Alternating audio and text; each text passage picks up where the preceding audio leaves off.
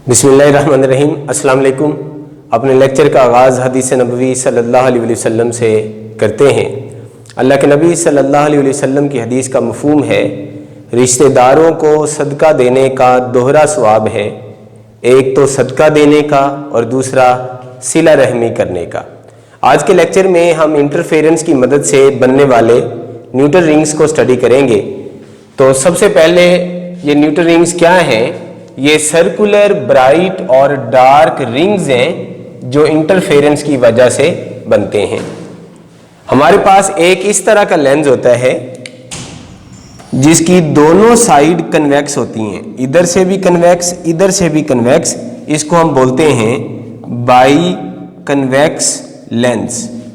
लेकिन आप देखो ये वाला जो लेंस है इसकी एक साइड कन्वेक्स है और एक साइड प्लेन है। इसको हम बोलते हैं प्लेनो कन्वेक्स लेंस।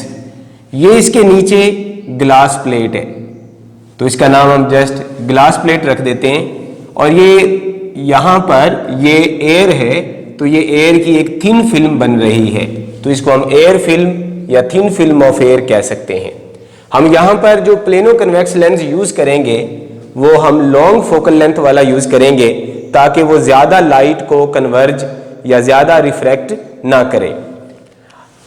अब न्यूटन रिंग दो तरह से बनते हैं, फ्रॉम रिफ्लेक्टेड लाइट और फ्रॉम ट्रांसमिटेड लाइट। रिफ्लेक्ट वो होती है जो टकरा के उसी मीडियम में वापस आ जाती है और ट्रांसमिट लाइट वो होती है जो टकराने के बाद उस मटेरियल से आगे गुजर जाती है, उसको हम ट्रांसमिटेड लाइट कहते हैं। तो सबसे पहले हम रिफ्लेक्टेड लाइट से बनने वाले न्यूटन रिंग्स को स्टडी करते हैं।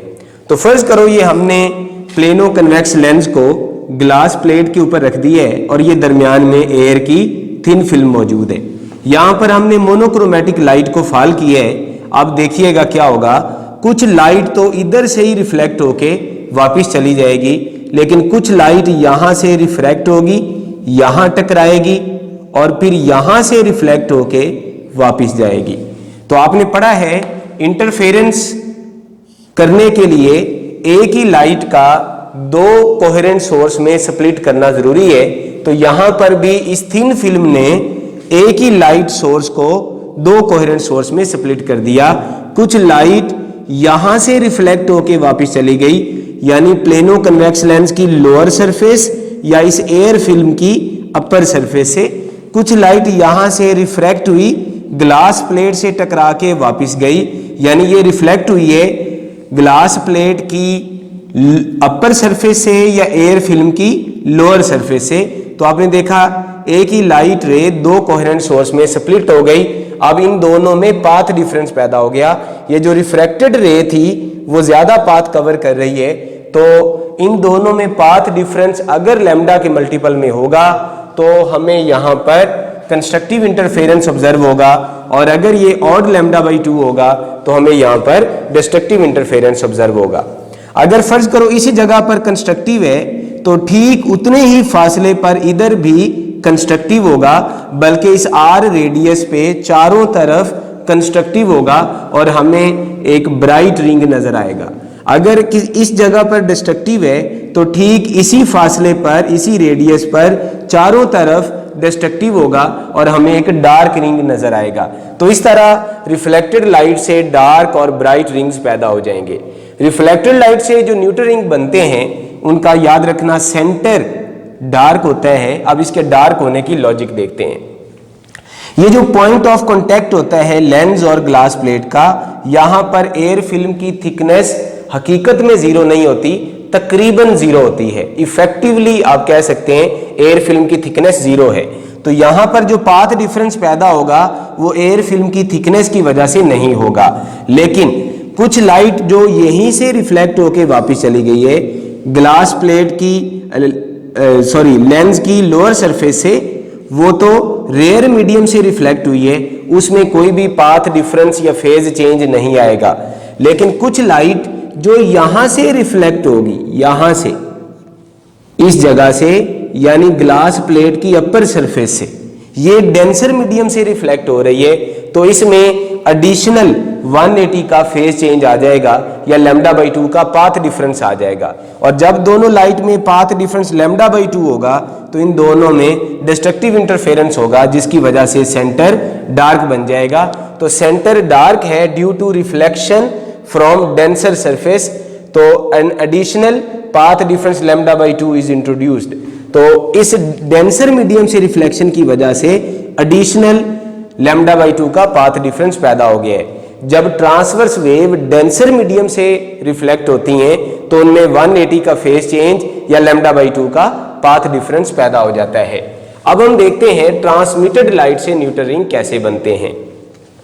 फर्ज करो ये हमने मोनोक्रोमेटिक लाइट फॉल की है, इसका कुछ पार्ट तो इधर से ही ट्रांसमिट हो जाएगा, जो इसमें से गुजर गया वो ट्रांसमिटेड लाइट, यहां से ये लाइट टकरा के वापस जा रही है तो ये रिफ्लेक्टेड लाइट। इसका कुछ पार्ट तो यहीं से ट्रांसमिट हो गया, लेकिन इसका कुछ पार्ट यहां से रिफ्लेक्ट हुआ, इधर ये टकराया ग्लास प्लेट की अपर सरफेस यानी डेंसर मीडियम से, फिर यहां से रिफ्लेक्ट हुआ, इधर टकराया लेंस की लोअर सरफेस यानी फिर डेंसर मीडियम से, और फिर इधर से ये नीचे चला गया, ट्रांसमिट हो गया। तो अब आपने देखा कि ये जो लाइट है ये भी दो हिस्सों में स्प्लिट हो रही है, तो ये दो कोहेरेंट सोर्स बन गए और इन दोनों में पाथ डिफरेंस पैदा हो गया। तो अगर ये भी पाथ डिफरेंस लैम्डा के मल्टीपल में होगा तो कंस्ट्रक्टिव इंटरफेरेंस होगा, और अगर ऑड λ/2 होगा तो फिर डिस्ट्रक्टिव इंटरफेरेंस होगा। अगर इस जगह डिस्ट्रक्टिव होगा तो फिर इसी फासले पे चारों तरफ डिस्ट्रक्टिव होगा, तो इस तरह आपको डार्क रिंग नजर आएगा। और अगर यहां कंस्ट्रक्टिव होगा तो इसी डिस्टेंस पे चारों तरफ कंस्ट्रक्टिव होगा और आपको ब्राइट रिंग नजर आएगा। तो इस तरह ट्रांसमिटेड लाइट से भी न्यूटन रिंग बन सकते हैं, लेकिन अब जो न्यूटन रिंग बनते हैं उनका सेंटर ब्राइट है। ये जो न्यूटन रिंग्स है इनका पैटर्न बिल्कुल इसके इनवर्स पैटर्न की तरह है, हर ब्राइट की जगह डार्क आ जाएगा और हर डार्क की जगह ब्राइट आ जाएगा। अब हम देखते हैं कि यहां पर सेंटर ब्राइट कैसे बन गया। यहां पर कुछ लाइट तो सीधी ट्रांसमिट हो गई, लेकिन कुछ लाइट यहां से सेंटर पर पहले रिफ्लेक्ट हुई इस लेंस ग्लास प्लेट से डेंसर मीडियम से, फिर ये यहां से रिफ्लेक्ट हुई लेंस की लोअर सरफेस यानी फिर डेंसर मीडियम से, और इस तरह ये लाइट दो हिस्सों में स्प्लिट हो गई। अब यहां पर आप देखो जो लाइट है वो डेंसर मीडियम से दो दफा रिफ्लेक्ट हो रही है, एक ग्लास प्लेट से और एक लेंस की लोअर सरफेस से। अब डेंसर पे दो दफा रिफ्लेक्ट होने की वजह से पाथ डिफरेंस λ/2 और λ/2 पैदा हो जाएगा, यानी λ/2 प्लस λ/2, तो पाथ डिफरेंस बन जाएगा लैम्डा, जिसकी वजह से यहां पर कंस्ट्रक्टिव इंटरफेरेंस होगा और न्यूटन रिंग का जो सेंटर होगा वो ब्राइट बन जाएगा। तो इस तरह रिफ्लेक्टेड लाइट से भी न्यूटन रिंग बन सकते हैं और ट्रांसमिटेड लाइट से भी बन सकते हैं। रिफ्लेक्टेड लाइट से जो न्यूटन रिंग बनते हैं उनमें सेंटर डार्क है, और ट्रांसमिटेड लाइट से जो न्यूटन रिंग बनते हैं उनमें सेंटर ब्राइट है। ये दोनों न्यूटन रिंग्स का पैटर्न एक दूसरे से इनवर्स है। एक बात याद रखो, जैसे हम टुवर्ड्स द पेरिफेरी मूव करते हैं हर दो न्यूटन रिंग में फासला कम होता जाता है, यानी पहले और दूसरे न्यूटन रिंग में फासला ज्यादा है, अगले दोनों में कम है, अगले दोनों में और कम है। तो जैसे हम टुवर्ड्स पेरिफेरी बैरूनी सतह की तरफ जा रहे हैं तो न्यूटन रिंग्स में, कंजेक्टिव न्यूटन रिंग्स में डिस्टेंस कम होता जा रहा है। और इसकी लॉजिक है, आप देखो जो एयर फिल्म की थिकनेस है वो कांस्टेंट रेट से नहीं बढ़ रही, बल्कि वो ज्यादा रैपिडली बढ़ रही है, इसलिए अगला न्यूटन रिंग ज्यादा क्लोजर होता चला जाएगा। थैंक यू सो मच बेटे, अल्लाह हाफिज।